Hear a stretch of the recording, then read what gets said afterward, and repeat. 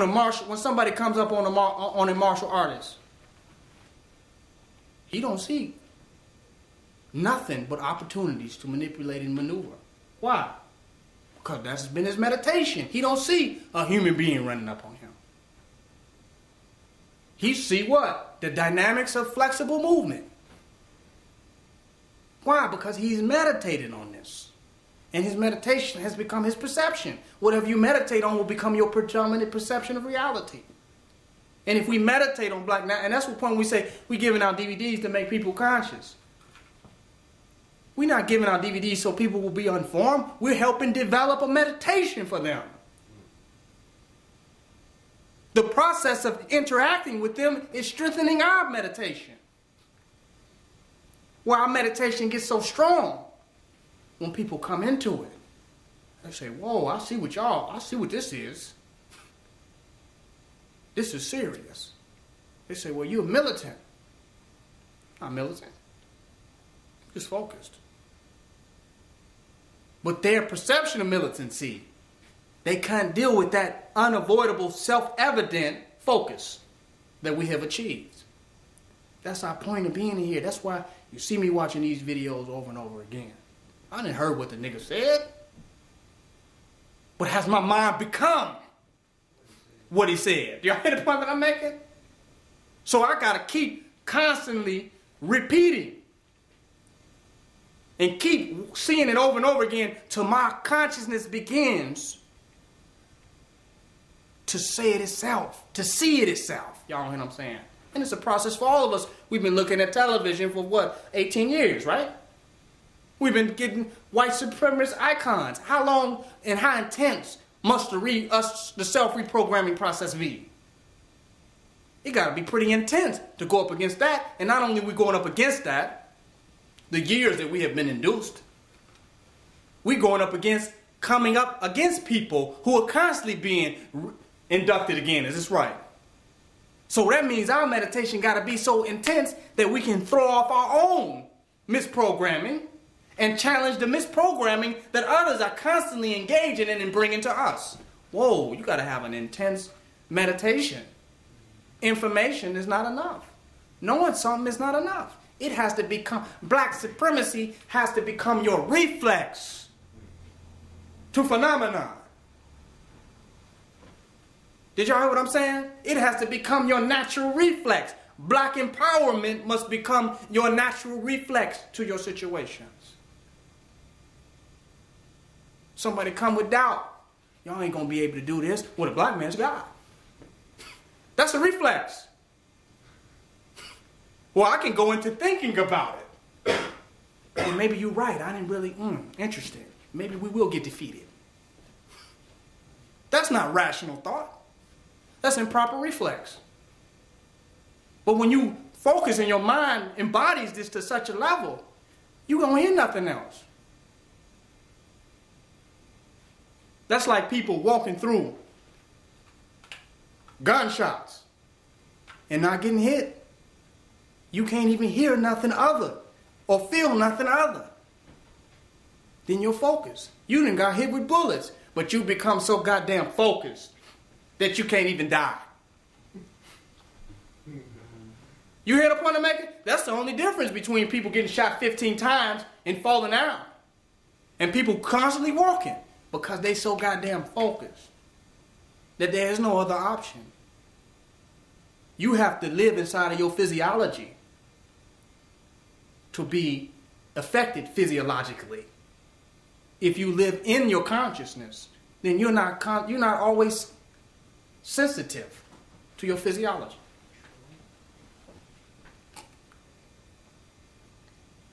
I want to give y'all a story. I was literally, and I'm going to rewind this while I give y'all this story.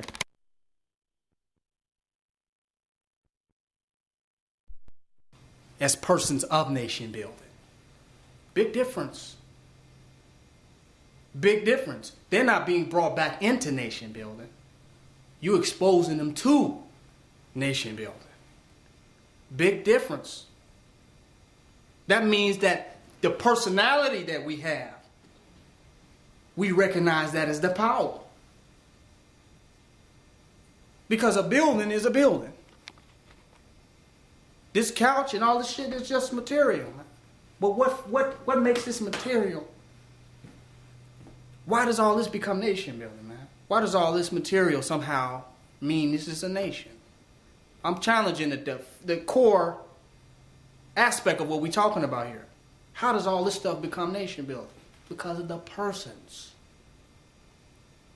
And those persons take nation building personally. You feel what I'm making? Follow me with this. It's not something they in. This is personal. They're the person of it. I was standing up.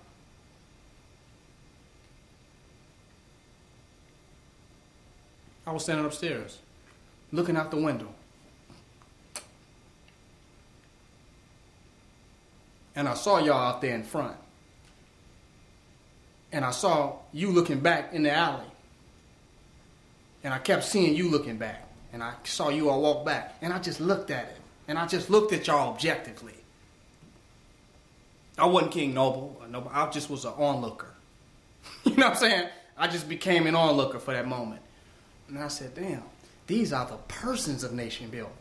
These are the gods.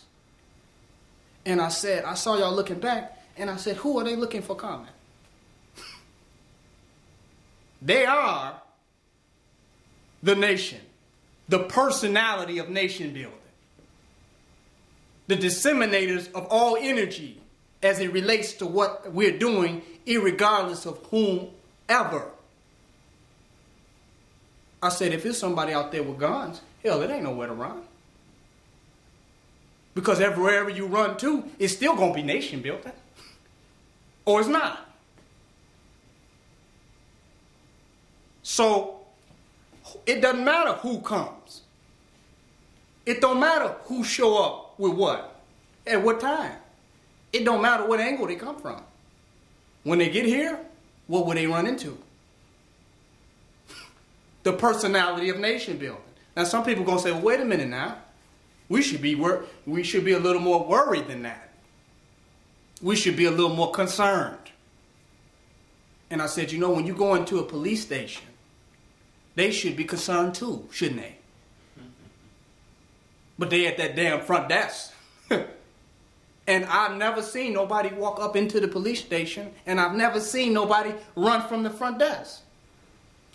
They ain't searching people at the door. You go over to some organizations, they search you at the door. You mean you can walk through a police station and inside of it and not get searched? Y'all follow where I'm going with this? What type of goddamn personality is that? I mean, they say they doing this to protect the law, and it's a good job, and they making good money, and they're fighting crime. But look at this. Look at this. On a deeper level, what type of person is this? What level of definitive consciousness have they arrived at? Where they can stand at that desk, not knowing who's coming in with what, really.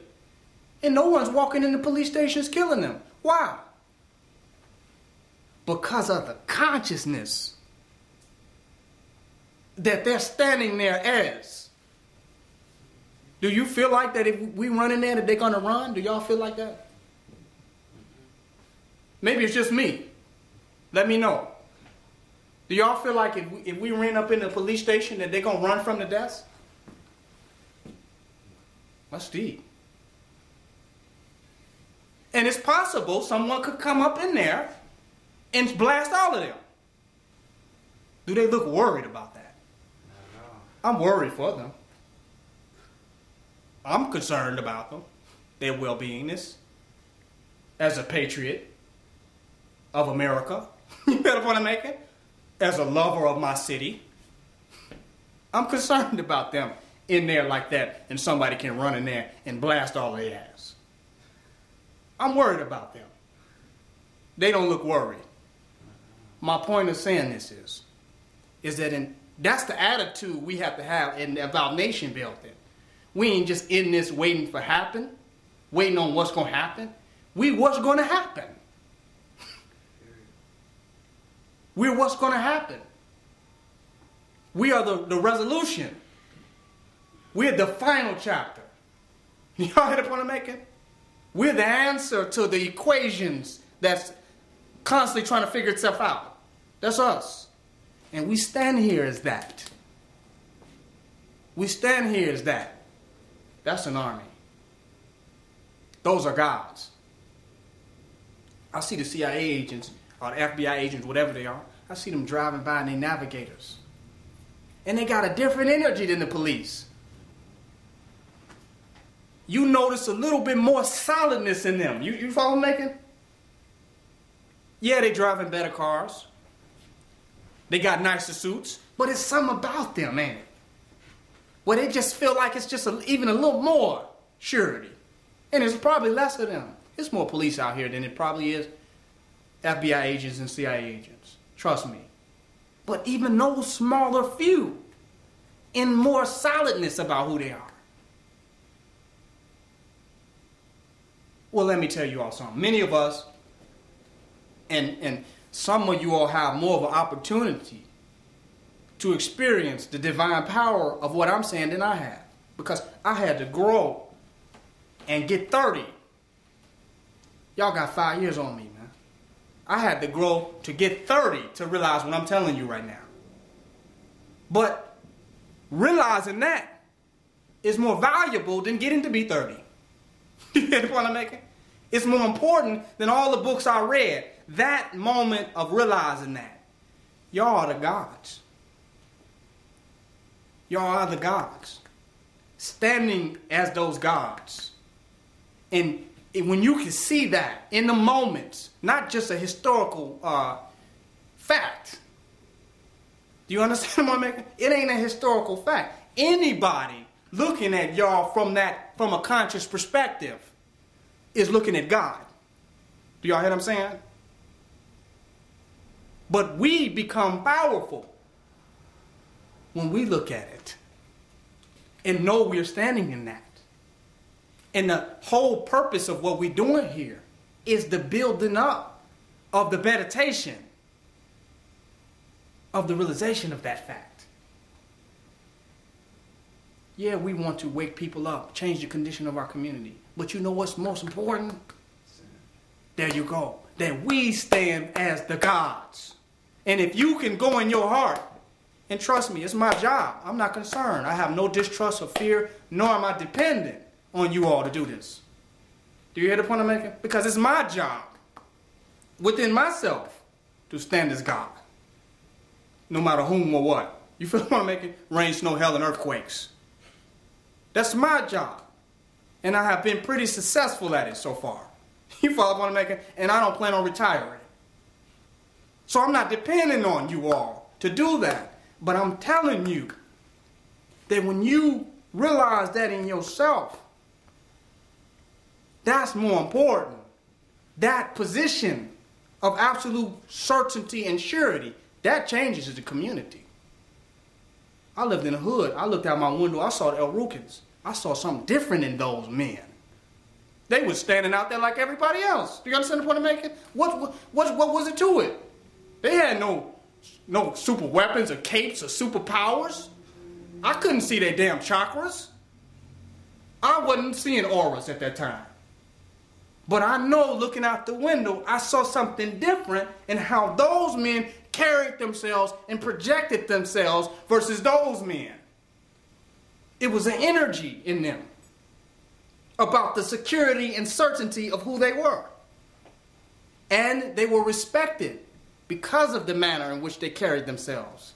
Were they better than anybody else? No. Every man go through the challenges that every man go through.